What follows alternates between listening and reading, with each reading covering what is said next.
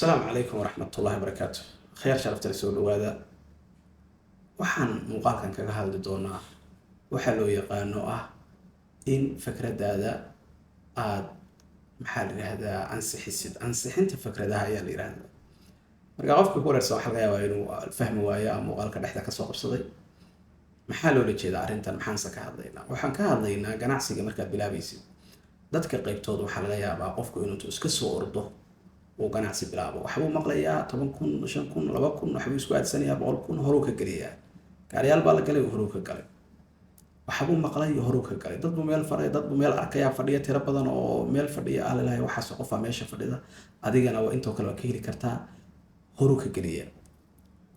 Marka qofka automatically fikradii uu hayay automatically horay uu business ugu bedelaya. Waa kuwa business ka sameeyay. Dadka qaybtooda ay business ka sameeyeen ayagu ma sameeyaan oo iyo kuwaas in dhiiri geliyo business sameey oo la dhaho kaliya. Marka waxaan maanta ka hadli doonaa qodobkan oo qodob aad muhiim u ah. Si guud haddaad fiidiyoda hore soo socotayna wuxuu noqonayaa stepkii saddexaad ayuu noqonayaa. Laakiin in general fikradan yani sideeda u anfacaysaa qof kasta oo fiidiyoga xitaa dhexda kaga soo biiray iyo kuwii la socday intaba.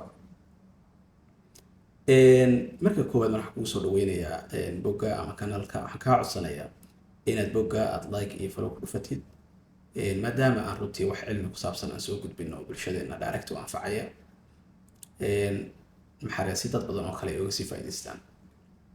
Way validate your idea ama waxaan ku base karanaynaa muuqaalkeen waxa weeye dadka qaybtood anigana kula hadlay ugu dhacday oo businesska markay bilaabayaan waxa ay isku dayayaan inay markaba horay tusaalahaan ka bilaabaan ay isku dayayaan. Tusaalahaan waxa uu arkay qofkii dhowr qof warwareystay xoogaa 10,000 soo aadsanaya meel buu hore ka furanaya waxa weeye yaa risaqiya fataax.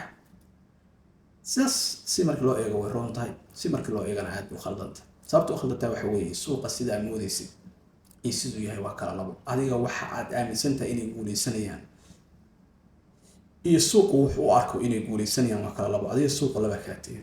Marka qaybtooda waa soo faqi kartaan. Haddii meel iska furtid oo lacag gelisid waxa laga yaabaa wax inay ku shaqeeyaan inaysan ku shaqeyn labada waa dhacdaa 50-50 way. Laakiin 50-50 ma geli kartid. Lacag deyn oo 20,000 ama 30,000 ama 50,000 ama 5,000 ama 100 ama 200 oo daartid deyn ku soo qaadatay. Yani ciyaar inay kaaga baxdo runtii faa'iido darri kugu tahay. Saa darteed buu muuqaalkan marka informative kugu yahay waxa weeye war fikradaada marka koobaad xaqiiji inta aadan maal gelin. Marka sida ugu fudud la sameyn karo waa maxay? Sidee loo xaqiijin karaa fikradaada?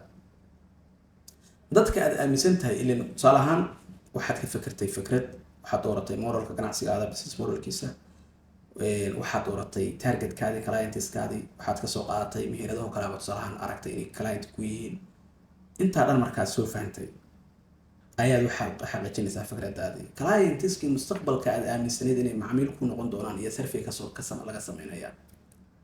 Marka haddaad u baahan tahay survey oo kale de shirkadaha consulting oo kale aba ku sameyn kara tusaalahaan taan waa sameynaa laakiin yani meel kale adiga ku dhow ka samaysan kartaa ama adaaba samaysan karaa hadaad ugu fiican tahay.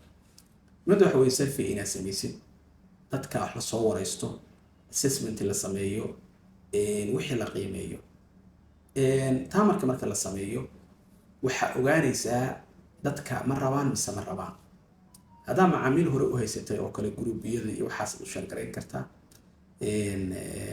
waxaas oo kale waxaad kala soo kartaa ilaa dhowr qof oo clientigaada kamid ah inaad productiga intaadan si ballaaran u maalgelin ama service-ka si waal u maalgelin in yar oo kamid ah inaad tijaabo ahaan horta uga gadid bal dhowr macaamiil wadaadid bal ka warrama arrinta fiirish haday ku dhahan okay weeye oo wixii ay happy ku yihiin maasha Allah markaas waxa way hore u sii wadaysaa.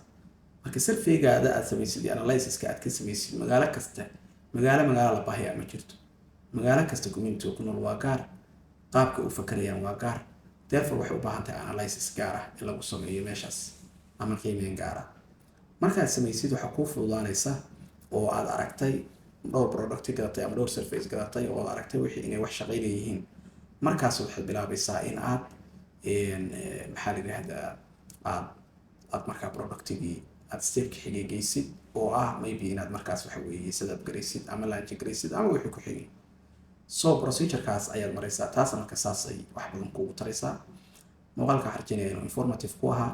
haddaa muuqaaladii hore daawanaysay stepkan waxay ka dhigan tahay stepkii saddexaad ayay ka dhigan tahay.